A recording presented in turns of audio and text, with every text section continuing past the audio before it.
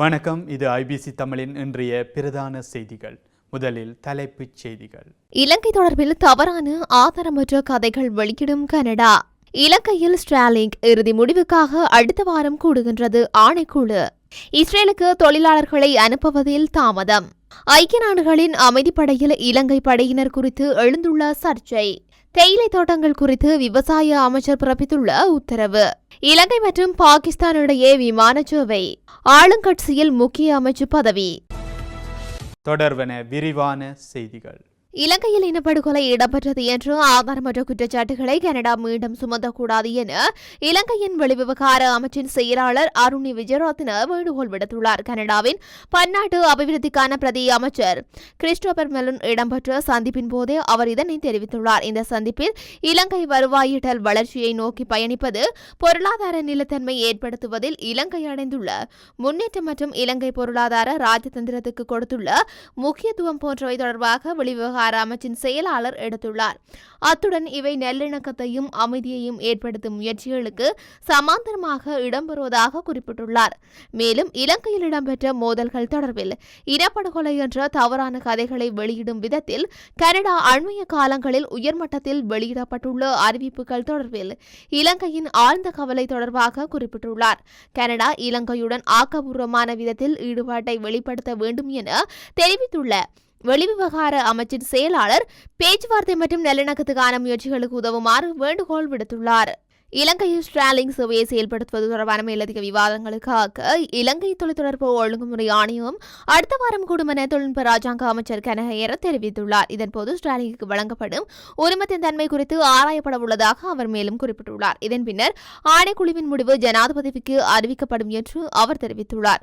உலகளாவிய ஸ்ட்ராலிங் வலையமைப்பை இலங்கையுடன் ஒன்றிணைக்கும் முன்முயற்சி குறிப்பாக கொழும்புக்கு வெளியே உள்ள பகுதியை வைஃபை இணைப்பு சிக்கல்களை தீர்ப்பதன் நோக்கமாக கொண்டுள்ளது என்று ஜனாதிபதி ஏற்கனவே தெரிவித்துள்ளார். அதிக மக்கள் தொகை கொண்ட நகர்ப்புறங்களுக்கு முன்னுரிமை அளிக்கும் பாரம்பரிய தொலைத்தொடர்பு வழங்குநர்கள் போலல்லாமல் ஸ்ட்ராலிங் உலகளவிய அளவில் சேவையை வழங்குவதை நோக்கமாக கொண்டுள்ளது.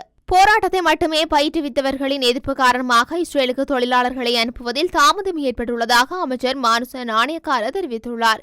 தொழில் மற்றும் வெளிநாட்டு வேலைவாய்ப்பு அமைச்சினால் நாடளாவிய ரீதியில் நடைமுறைப்படுத்தப்பட்டு வரும் ஜஹமு ஸ்ரீலங்கா நாடாளுமன்ற மக்கள் சேவையின் 15வது கட்டத்தின் முதல் நாள் நிகழ்வு பதுளை கால்பந்து விளையாட்டு மைதானத்தில் நேற்று மனுஷ நாணயக்கார அமைச்சர் தலைமையில் நடைபெற்றது. இங்கு தொடர்ந்து கருத்து தெரிவித்த அமைச்சர், ஜனாதிபதி கூறியது போன்று கண்ணாடி பாலத்தில் இரும்பு காலணிகளை அணிந்து கொண்டு கடினமான பயணத்தை ஆரம்பித்தோம். அந்த பயணத்தில் அந்த இரும்பு காலணிகள் எவ்வளவு கடினமாக இருந்தன. உவா மாகாணத்தின் தலைநகரம் பதுளை வரலாற்றை விட இன்று அதிகமான அபிவிருத்திகள் எட்டப்பட்டுள்ளன.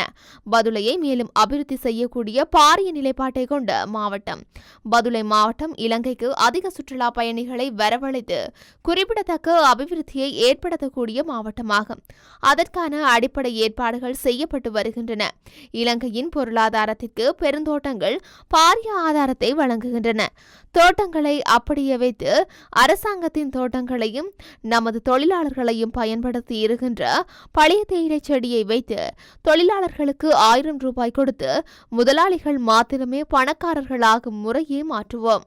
ஐக்கிய நாடுகளின் அமைதி காக்கும் பணிகளுக்கு பங்களாதேஷ் மற்றும் இலங்கையைச் சேர்ந்த சித்திரவதை மற்றும் சட்டத்திற்கு புறம்பான கொலைகளில் ஈடுபட்ட அதிகாரிகளை அனுப்பியதாக குற்றஞ்சாட்டும் ஆவணப்படம் ஒன்று கடந்த வாரம் வெளியாகியுள்ளது. அதனைத் தொடர்ந்து ஐக்கிய நாடுகள் சபை அமைதி காக்கும் படையினருக்கான அதன் திரையிடல் செயல்முறையை பாதுகாக்க வேண்டிய கட்டாயம் ஏற்பட்டுள்ளதாக தெரிவிக்கப்பட்டுள்ளது.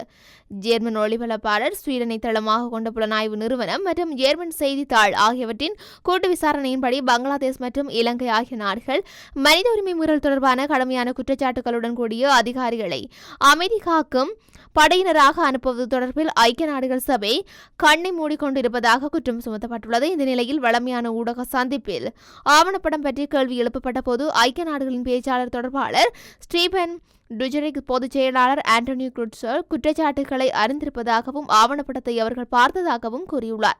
அமைதி காக்கும் திணைக்களத்தில் உள்ள தமது சகாக்களும் ஆவணப்படத்தின் தயாரிப்பாளர்கள் வாக்குமூலம் அளித்துள்ளதாக பேச்சாளர் சுட்டிக்காட்டியுள்ளார். மனித உரிமைகளுக்கான மரியாதை மற்றும் அர்ப்பணிப்பு உட்பட செயல்திறன் மற்றும் ஒருமைப்பாட்டின் மிக உயர்ந்த தரத்தை பூர்த்தி செய்யும் பணியாளர்களை பணியமர்த்துவதற்கு ஐக்கிய நாடுகள் சபை உறுதி பூண்டுள்ளது. இதற்கான பணியாளர்களின் மனித உரிமைகள் திரையிடல் கொள்கையின் கீழ் தொடர்புடைய நடைமுறைகள் மற்றும் வழிமுறைகள் நிறுவியுள்ளது என்று டுஜரிக் வலியுறுத்தியுள்ளார். அமைதி காக்கும் படையினரின் திரையிடல் 3 பகுதிகள் உள்ளன என்றும் பேச்சாளர் விளக்கினார்.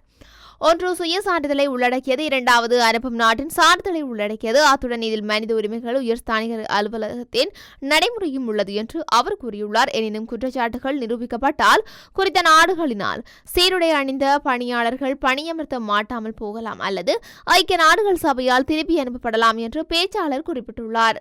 நாட்டில் உள்ள பராமரிக்கப்படாத தேயிலை தோட்டங்களை மீள பெற்றுக் கொள்ளுமாறு இலங்கை தேயிலை சபைக்கு விவசாய மற்றும் பெருந்தோட்ட அமைச்சர் மஹிந்த அமரவீர அறிவுறுத்தல் விடுத்துள்ளார்.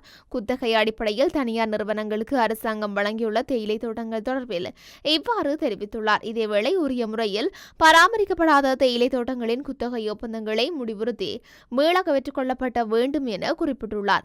தேயிலை தோட்டங்களை அரசாங்கம் குத்தகை அடிப்படையில் 28 நிறுவனங்கள் வழங்கியுள்ளது. இவ்வாறு குத்தகைக்கு வழங்கப்பட்ட நிறுவனங்களில் 5 நிறுவனங்கள் மட்டுமே உரிய முறையில் தோட்டங்களை பராமரிப்பதாக தேயிலை சபை அமைச்சருக்கு அறிவுறுத்தியுள்ளது.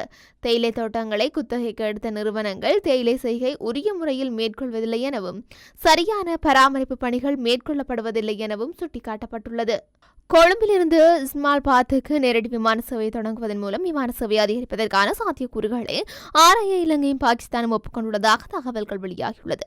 தற்போது கொழும்பிலிருந்து பாகிஸ்தானின் லாகூர் மற்றும் கராச்சி மட்டுமே நேரடி விமானங்கள் இயக்கப்படுகின்றன. அத்தோடு விமான சேவையை அதிகரிப்பதன் அவசியம் குறித்து கலந்துரையாடுவது தொடர்பாக சந்திப்பொன்று இடம்பெற்றுள்ளது.